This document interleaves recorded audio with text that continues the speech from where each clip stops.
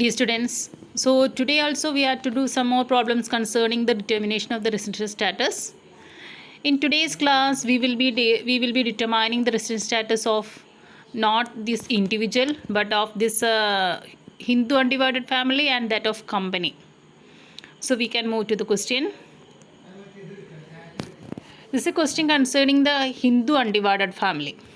A Hindu undivided family carries on business of dry fruits from Afghanistan, and for this purpose it has a permanent office there which is controlled by the younger brother of the Karta of the family who resides there permanently. ക്വസ്റ്റ്യനിൽ എന്താ പറയുന്നത്, ഒരു Hindu undivided family, ഇവർ deal ചെയ്യുന്ന dry ഫ്രൂട്ട്സിൻ്റെ ബിസിനസ്സാണ്. ഈ dry ഫ്രൂട്ട്സിൻ്റെ business അഫ്ഗാനിസ്ഥാനിൽ നിന്ന് കൊടുന്നിട്ട് നമ്മളിവിടെ ബിസിനസ് ചെയ്യുകയാണ് ഇവർ ചെയ്യുന്നത്. ഇനി ഈ പർപ്പസിന് വേണ്ടിയിട്ട് ഇവർക്ക് അഫ്ഗാനിസ്ഥാനിൽ ഒരു പെർമനൻറ്റ് ഓഫീസ് ഉണ്ട്.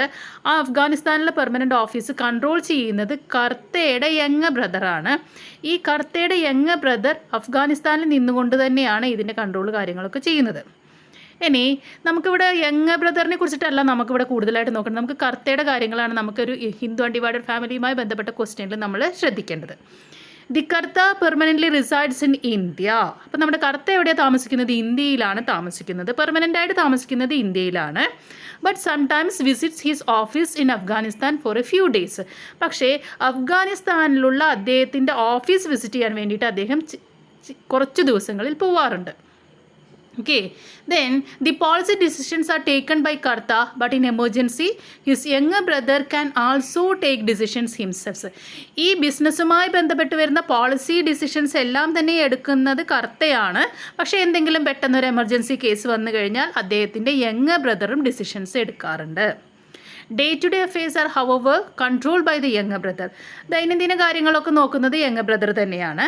What is the residential status of the family? അപ്പോൾ ഇത്രയും ഡീറ്റെയിൽസിൽ നിന്ന് ഈ ഹിന്ദു അൺഡിവൈഡഡ് ഫാമിലിയുടെ റെസിഡൻഷ്യൽ സ്റ്റാറ്റസ് നോക്കുകയാണ് വേണ്ടത്. അപ്പം നമുക്കറിയാം എങ്ങനെയാണ് നമ്മൾ ഹിന്ദു അൺഡിവൈഡഡ് ഫാമിലിയുടെ റെസിഡൻഷ്യൽ സ്റ്റാറ്റസ് നോക്കുക. നമ്മൾ പറഞ്ഞിട്ടുണ്ട് എങ്ങനെയാണ് നമ്മൾ നോക്കുന്നത്. ഹിന്ദു അൺഡിവൈഡഡ് ഫാമിലിനെ സംബന്ധിച്ചിടത്തോളം റെസിഡൻ്റ് ആവണമെങ്കിൽ നമ്മൾ എന്താ പറയേണ്ടത്? ഈ business control and manage from India holy or partially. ഇന്ത്യയിൽ നിന്ന് മുഴുവനായിട്ടോ അല്ലെങ്കിൽ ഭാഗികമായിട്ടോ കൺട്രോൾ ചെയ്ത് കഴിഞ്ഞാൽ അത്തരം ഹിന്ദു അൺഡിവൈഡഡ് ഫാമിലിനെ നമ്മൾ റെസിഡൻ്റ് ആയിട്ട് കണക്കാക്കുകയാണ് നമ്മൾ ചെയ്യുന്നത്. ഇനി അങ്ങനെ റെസിഡൻ്റായി കണക്കാക്കി കഴിഞ്ഞ് കഴിഞ്ഞാൽ അപ്പോൾ നമ്മുടെ ക്വസ്റ്റ്യനിൽ നമുക്ക് അതിൽ ഡീറ്റെയിൽസ് നമുക്ക് നോക്കാം. ആദ്യം നമുക്ക് കണ്ടീഷൻസ് നോക്കാം.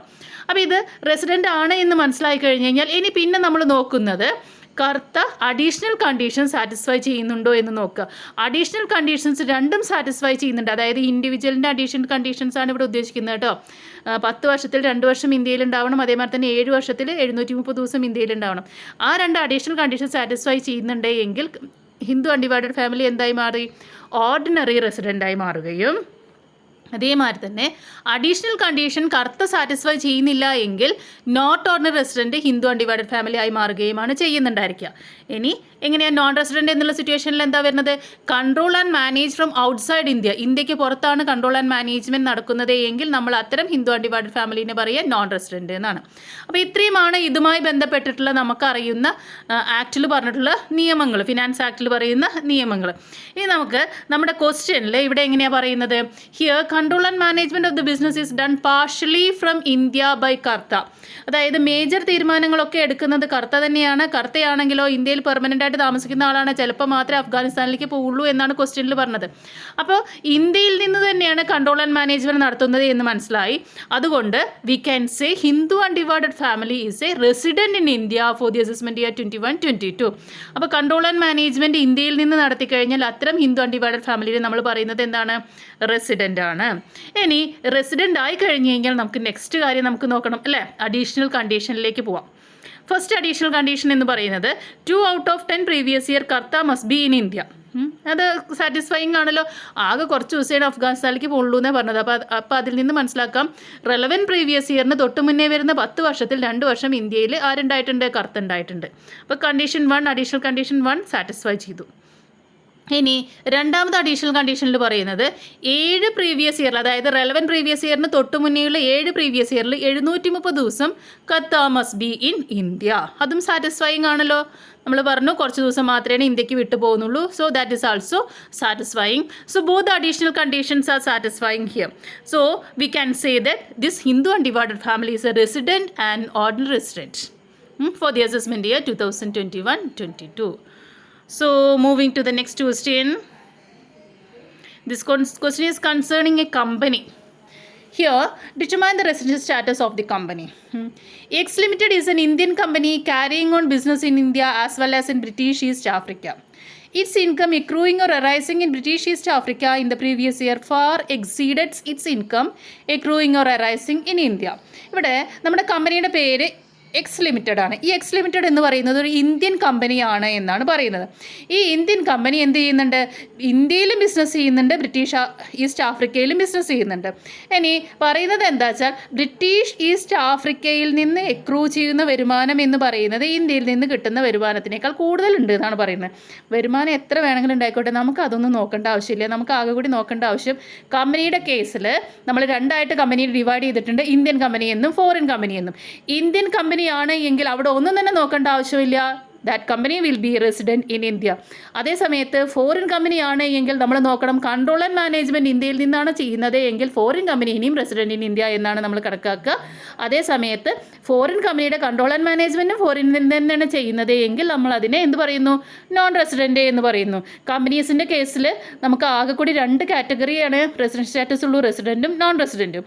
അപ്പോൾ ഇങ്ങനെയാണ് എങ്കിൽ ഈ ക്വസ്റ്റ്യനിൽ നമുക്ക് ക്ലിയർ ആണല്ലേ. എന്താണ് ഇതിൻ്റെ സൊല്യൂഷൻ പറയുമ്പോൾ എന്താ പറയുക? ഈ ക്വസ്റ്റ്യനിൽ ഇതിൽ ക്ലിയർ ആണ്. എക്സ് ലിമിറ്റഡ് എന്ന് പറഞ്ഞു കഴിഞ്ഞാൽ ഇന്ത്യൻ കമ്പനിയാണ്. പിന്നെ അതിന് അഡീഷണൽ ഒന്നും നമ്മൾ നോക്കേണ്ട ആവശ്യമില്ലല്ലോ.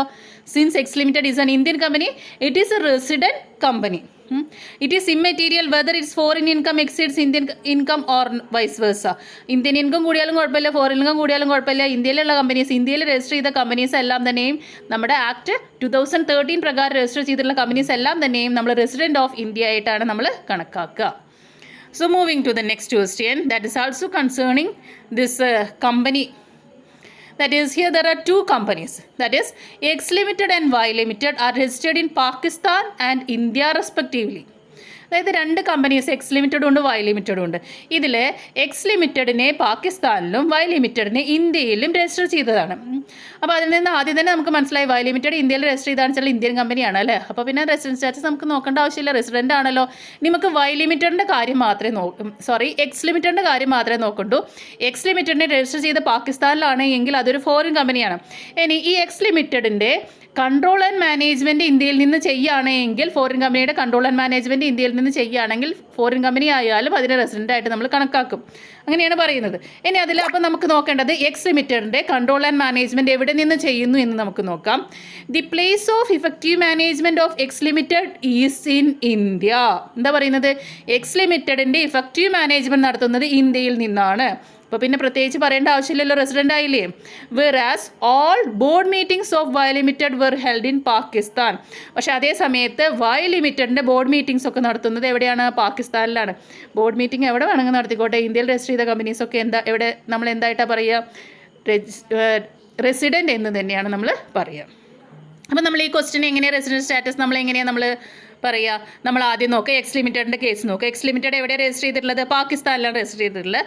അതുകൊണ്ട് ഈ എക്സ് ലിമിറ്റഡ് എന്ന് പറയുന്ന ഒരു ഫോറിൻ കമ്പനിയാണ്. ഇനി ഫോറിൻ കമ്പനി ആയി കഴിഞ്ഞ് കഴിഞ്ഞാൽ നമ്മൾ നെക്സ്റ്റ് നോക്കുന്നത് കൺട്രോൾ ആൻഡ് മാനേജ്മെൻറ്റ് എവിടെ നിന്നാണ് നോക്കുന്നു. Here the control and management is from India. So X limited is a resident for the assessment year 2021-22. Then concerning the Y Limited, this is registered in India, so there is no doubt this is an Indian company. So Y Limited will be becoming resident. So that's all about today's class. Thank you.